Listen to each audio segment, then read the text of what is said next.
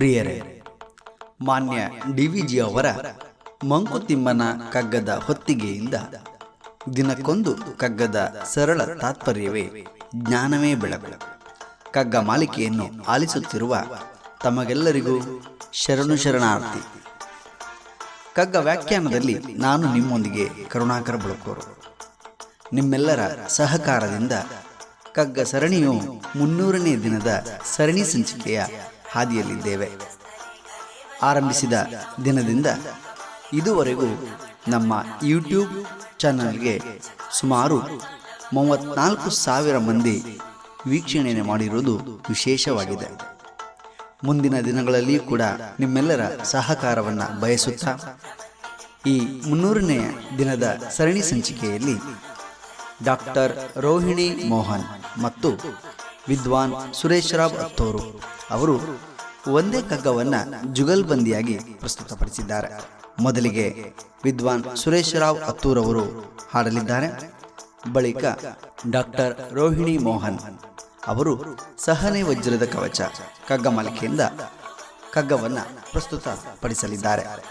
ಮತ್ತೊಮ್ಮೆ ನಿಮಗೆಲ್ಲರಿಗೂ ಕೂಡ ಶರಣು ಶರಣಾಗುತ್ತಾ ಈ ದಿನದ ಕಗ್ಗ ಮಾಲಿಕೆಯಲ್ಲಿ ಮಾನ್ಯ ಡಿ.ವಿ.ಜಿ. ಅವರ ಕಗ್ಗವನ್ನು ಕೇಳಿ ಬರೋಣ. ಆವರುಣಕೋ ಸುಗವೋ ಆರಹಿತಕೋ ಸುಗವೋ ಆವ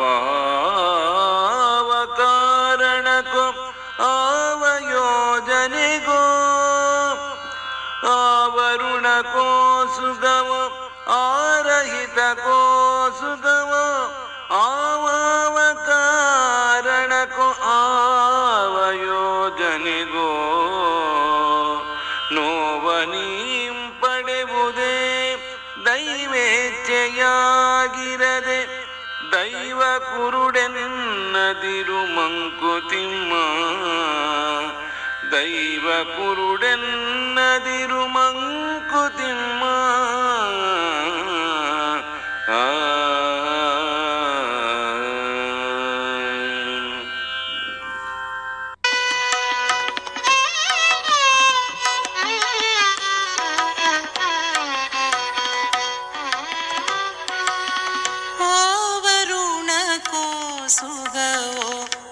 ಆರಹಿತಕೋ ಸುಗವೋ ಆವರುಣಕೋ ಸುಗವೋ ಆರಹಿತಕೋ ಸುಗವೋ ಆವಾವ ಕಾರಣಕೋ ಆವ ಯೋಜನೆಗೋ ಆವರುಣಕೋ ಸುಗವೋ ಆರಹಿತಕೋ ಸುಗವೋ ಆವಾವ ಕಾರಣಕೋ ಆವ ಯೋಜನೆಗೋ ನೋವನೀಂ ಪಡುವುದೇ ದೈವೇಚ್ಛೆಯಾಗಿರದೆ ನೋವನೀಂ ಪಡುವುದೇ ದೈವೇಚ್ಛೆಯಾಗಿರದೆ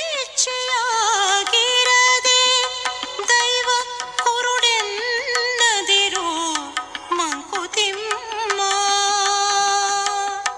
ದೈವ ಕುರುಡೆನ್ನದಿರು ಮಂಕುತಿಮ್ಮ.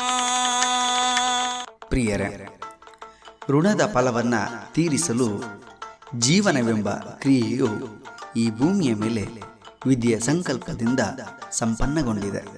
ಪೂರ್ವ ಜನ್ಮದಲ್ಲಿ ಮಾಡಿರುವ ಸಾಲವನ್ನು ವಾಸ್ತವದಲ್ಲಿ ತೀರಿಸಲೇಬೇಕು. ದೊರಕಿರುವ ಜೀವನವನ್ನು ಅದು ಕಷ್ಟವೋ ಅಥವಾ ಸುಖವೋ ಇವೆರಡನ್ನು ಕೂಡ ಸಮಾನಾಂತರವಾಗಿ ಸ್ವೀಕರಿಸಿ ನಾವು ಅನುಭವಿಸಲೇಬೇಕು. ಆದರೆ ಯಾವ ಯಾವ ಪೂರ್ವ ಜನ್ಮಗಳ ಪಾಪ ಪುಣ್ಯಗಳನ್ನು ಯಾರ ಋಣಕ್ಕಾಗಿಯೋ ಅಥವಾ ಯಾರ ಹಿತಕ್ಕಾಗಿಯೋ ಇನ್ನು ಯಾವ ಯಾವ ಕಾರ್ಯಕಾರಣ ಯೋಜನೆಗಳಿಗಾಗಿಯೋ ನಮಗೆ ಮೇಲ್ನೋಟಕ್ಕೆ ಅದು ತಿಳಿಯದು. ಹಾಗಾಗಿ ನಮ್ಮ ಬದುಕಿನಲ್ಲಿ ಸುಖ ಸಂತೋಷವನ್ನು ಪಡೆಯಲೇಬೇಕೆಂಬುದು ದೈವಿಚ್ಛೆ ಆಗಿದ್ದರೆ ಅದನ್ನು ದೂಷಿಸುವಂತಿಲ್ಲ. ಅಂತೆಯೇ ದೇವರನ್ನು ಕುರುಡು ಎಂದು ಕರೆಯಕೂಡದು. ನಾವೆಷ್ಟೋ ಬಾರಿ ಕಷ್ಟಕ್ಕೆ ಒಳಗಾದಾಗ ದೇವರನ್ನು ನಿಂದಿಸುತ್ತೇವೆ, ಬೈಯುತ್ತೇವೆ. ಎಲ್ಲವೂ ನಮ್ಮ ಪೂರ್ವಜನ್ಮದ ಕರ್ಮ ಎಂಬ ಅಂಶವನ್ನು ನಾವು ಮರೆತು ಬಿಡುತ್ತೇವೆ. ಹಾಗಾಗಿ ಆದ್ದರಿಂದ ದೊರಕಿರುವ ಜೀವನವನ್ನು ಶ್ರದ್ಧೆಯಿಂದ ಸ್ವೀಕರಿಸಿ ಕರ್ಮ ಫಲಗಳನ್ನು ಸ್ವೀಕರಿಸಿ ಇನ್ನೊಬ್ಬರ ಕಷ್ಟ ಸುಖಗಳಿಗೆ ಸ್ಪಂದಿಸುತ್ತಾ ಆನಂದದಿಂದ ಬದುಕಬೇಕು ಎಂಬ ವಿಚಾರವನ್ನು ಮಾನ್ಯ ಡಿವಿಜಿಯವರು ಈ ಕಗ್ಗದಲ್ಲಿ ಉಲ್ಲೇಖಿಸುತ್ತಾರೆ. ಬಂಧುಗಳೇ, ನಿಮ್ಮೆಲ್ಲರ ಸಹಕಾರವನ್ನು ಮುಂದಿನ ದಿನಗಳಲ್ಲಿ ಕೂಡ ಬಯಸುತ್ತಾ ನಾಳೆ ಇನ್ನೊಂದು ಕಗ್ಗದೊಂದಿಗೆ ನಾವು ಬರುತ್ತೇವೆ. ಅಲ್ಲಿಯವರೆಗೆ ನಮಸ್ಕಾರ.